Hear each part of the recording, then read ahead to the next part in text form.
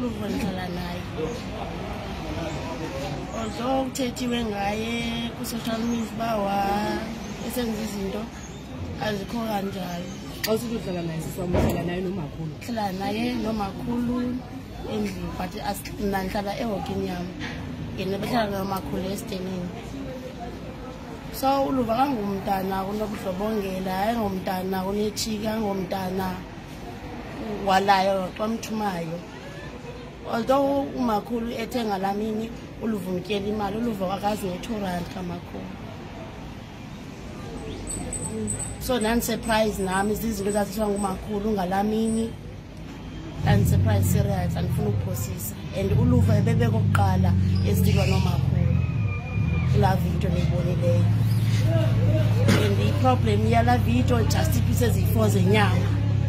Wayezophetha iipisi eziyi-4 zenyama. And ndana explain uba ndenzela uba noMasandi ufikile afike atye yena laa pisi. So umakhulu wamtulaza phaa umntana. So umntana washiwa ngumsindo wambetha, which is wrong. And simcomplainele uLuvo urongo ngokubetha umakhulu. And umakhulu akasixolelanga athi ubethiwe. Sizobona evidweni nathi. Nizawuqinisekisa njani as a family sizikukho isangco kwi-social media uba uzobethwa abahlali? Akayikho na make sure uba ukhuselekile. Ukhona ingcelo zokuba uLuvo usebenzisa mhlawumbi wena uyakwazi ukungena kodwa. Ayanmazi ke lapho. Ayanmazi. And uLuvo uqale uhlala nomakhulu 2018. Mina ndifike apha ngo-2018 nge-7 kaJuni. Uqale uhlala noLuvo ngo-2018 efunda eHector kuqala. Ndifike esenza ugrade 8 mna ndifike esenza ugrade 8 mna eHector. So wafunda grade 8, grade 9, grade 10. Then wamka xa efunda repeat ugrade 10 wafunda elalini. So uLuvo wabuya futhi last year for grade 11. Imalela nalapha u10 ezobuya eyazi bapha eKapa isikolo siyasokolisa. So wahlala uLuvo inyanga phaa engafumani isikolo, wasukuma umyenam wahamba womfunela isikolo walastina kwathiwa walastina kugcwele. So waya eMasibambane, apho ke ngoku eMasibambane udibene no boyfriend wakhe bahamba baya principal wasifumana isikolo. Kha kasinike engxaki uLuvo. Even last year bamthamhlamba kuthiwa esikolweni makeze umzali azothetha ngendaba kaloku even ngoku uLuvo ndimqalisa bangayi esikolweni into mhlawumbe kufunwe imali ndifumanisa uba nam andinayo imali nosista wakhe akanayo imali.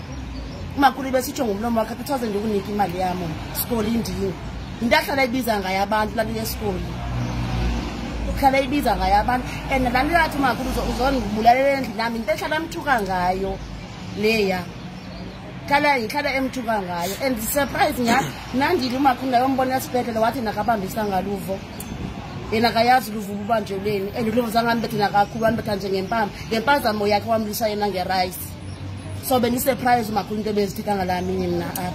Serious benisurprise. It's not that mhlawumbi ndithethelele uLuvo andithethelele uLuvo ndimacala umakhulu ndifuna abe right noLuvo ndifuna abe right.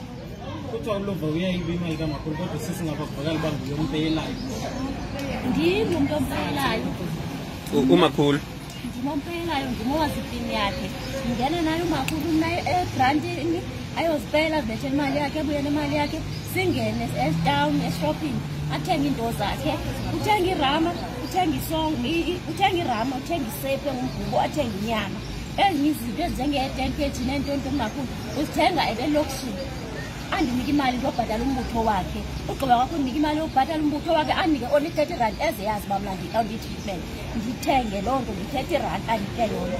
Ubuya kwakhe umakhulu uba sithenge ezo nto zakhe sikhwele emotweni. Ugqiba kwathi ukhwele emotweni sifika kwakhe endlini umakhulu undibizele ekamireni ezeyazi iinto zakhe zazilalini. Wabala imali yakhe yamatyala wakhe adivarisha. Ugqiba kwakhe imali yakhe eshekileyo ayifake kuyesipathi. Akho mntu uzawuphinda adibane naye umakhulu ezidibene nemali yakhe. Ugqiba kwakhe ukwenza loo nto yakhe yento edibene nemali yakhe umakhulu utshixa ikamre yakhe. Isiko sakhe sihlala kuye entanyeni akasiniki nabani. Ndiyiboni amnika isiko akakekho omnye umntu omnikayo. Andihlali phaya mna kodwa ekuba ndithe makhulu isiko ndifuna into ethile uyanika omnye umntu ongomnye akamniki umakhulu. So uthi zenza into ethile ave ngam andihlali phambi so kunto edibene nemali uluvo akayazi ipini akayazi ukutya akhabula utya ukutya even nemali yomkhero abo banothi uyazibhela imali yomkhero kwathi akayazi ukumakulo hambe ayohlala elangeni even noba uyalala makule busuku sithi ikamera yakhe isiko sikuye akho nto ayaziyo ayimchaphazile izijolo andekwa zona ndidane kakhulu ndiye ndagula mna ngekho zange ntakatata mncandi ndithetheleli uluvo leke nditata lemqolo zange ndive kwambi idibene nayo even kwasekuhlaleni zange kwabizwa kwathiwa unomntana ubile makabetho okanye zange andimthetheleli umsulwa. And le video ithathwe ngubani sisi niyayazi naye zifamily mhlawumbe ukuthi le video ithathwe ngubani?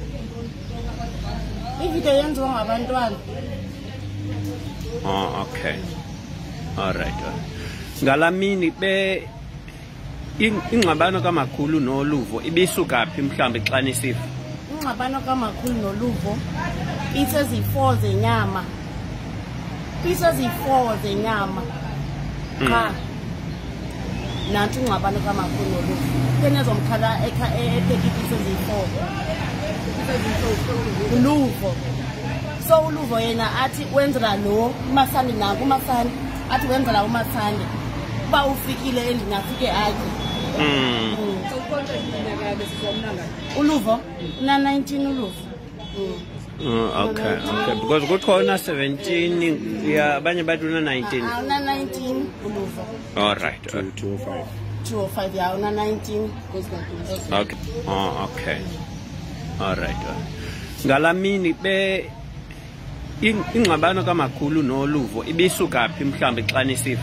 Ingxabano kamakhulu noluvo isezi4 zenyama. Isezi4 zenyama. Cha. Nathi ingxabano kamakhulu noluvo. Kenezomkhala ephekisa isezi4. Uluvo.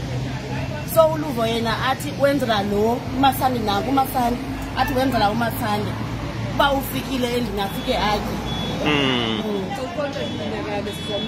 Uluvo na 19 uluvo. Okay, okay, because kukhona 17 ya abanye bathi una 19. Una 19 uluvo. All right. 205 ya una 19 okay.